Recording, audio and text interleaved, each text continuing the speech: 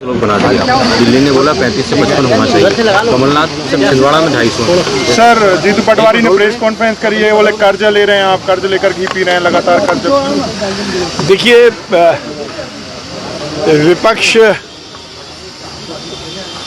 में कोई भी पार्टी है तो उसका धर्म होना चाहिए कि वो सकारात्मक बात करे, सकारात्मक विरोध करे, चलेगा, कोई दिक्कत नहीं है। परंतु बिना किसी तथ्य के, बिना किसी स्टडी के कोई बात करना, ये कांग्रेस की आदत हो गई है। मैं दावे के साथ कह सकता हूं कि मध्य प्रदेश में भारतीय जनता पार्टी की सरकार जिस आर्थिक अनुशासन का पालन कर रही है, उसी का परिणाम है कि हमें लगातार केंद्र सरकार की जो ऋण लेने की सीमा है उसमें बढ़ोतरी हो रही है, और हमें जो सीमा अलाउड है, जिसकी हमें अनुमति है, हमने उससे कम लोन लिया है, उससे कम हमने ऋण लिया है। अभी पढ़ते लिखते तो है नहीं, बिना किसी बात के कुछ भी बात बोलना। केंद्र सरकार की ओर से जो हमें लिमिट दी गई है उससे अभी भी हमने कम लोन लिया है, और कल्याणकारी राज्य में ऋण लेकर जनता का कल्याण करना, इसमें कहीं कोई गलती नहीं है, ये अर्थशास्त्र भी कहता है। अब आप जानो कुछ नहीं, मानो कुछ नहीं, समझो कुछ नहीं, केवल अपना पद बचाने के लिए और मीडिया की सुर्खियां बनने के लिए इस तरह के बयान देना। मध्य प्रदेश में भारतीय जनता पार्टी की सरकार डॉक्टर मोहन यादव जी के नेतृत्व में आर्थिक अनुशासन का पालन करते हुए मध्य प्रदेश में विकास और कल्याण के नए आयाम स्थापित कर रही है।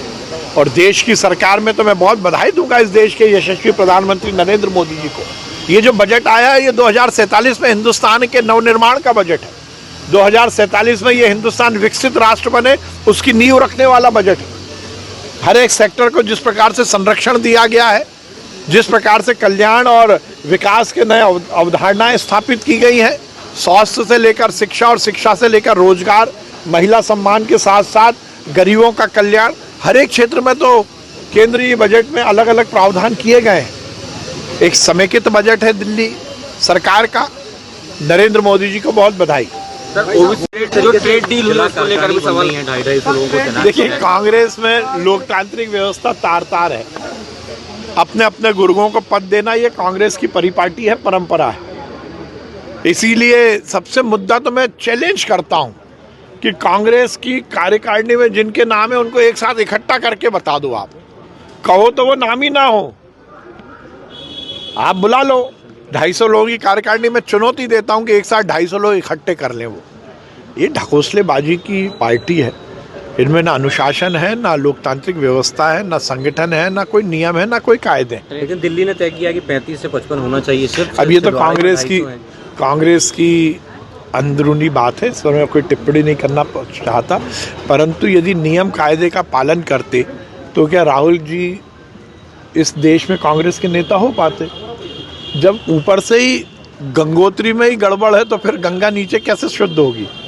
डील यूएस के साथ जो डील हुई है, देखिए, फिर मैं कहूंगा कि कांग्रेस के नेताओं को किसी भी तरह का ज्ञान नहीं है। जो डील हुई है उसकी पूरी दुनिया में साख जमी है। एक बार पुनः हमारे यशस्वी प्रधानमंत्री नरेंद्र मोदी जी ने स्थापित कर दिया है कि उनके काम करने के तरीके में प्रथम राष्ट्र है। इस देश के कल्याण के लिए, इस देश की जनता के हित के लिए उन्होंने अंतर्राष्ट्रीय स्तर पर हिंदुस्तान के मान और सम्मान को बढ़ाया। ये कोई छोटा मोटा मामला नहीं है। जिस प्रकार से अमेरिका के साथ ये ट्रेड डील हुई है, ये इस बात को स्थापित करता है कि भारत बहुत जल्द दुनिया की तीसरे नंबर की इकोनॉमी बनेगा, और ये हिंदुस्तान पूरी तरह से विश्व बंधु के रूप में, विश्व गुरु के रूप में दुनिया का नेतृत्व करेगा। अब आप समझो नहीं, बात करो नहीं, पढ़ो नहीं, लिखो नहीं। जब स्क्रिप्टेड बात राहुल जी करते हैं तो स्क्रिप्टेड बात ही तो प्रदेश अध्यक्ष करेंगे। ये डील इस देश के भविष्य के लिए, इस देश की आम जनता के हित की डील है। और फिर मैं कहूंगा कि नरेंद्र मोदी जी ने स्थापित किया है कि राष्ट्र सर्वोपरि, देश के कल्याण के लिए, जनता के हित के लिए उन्होंने जो किया है वो शायद इस देश के लिए बहुत बड़ा कदम है।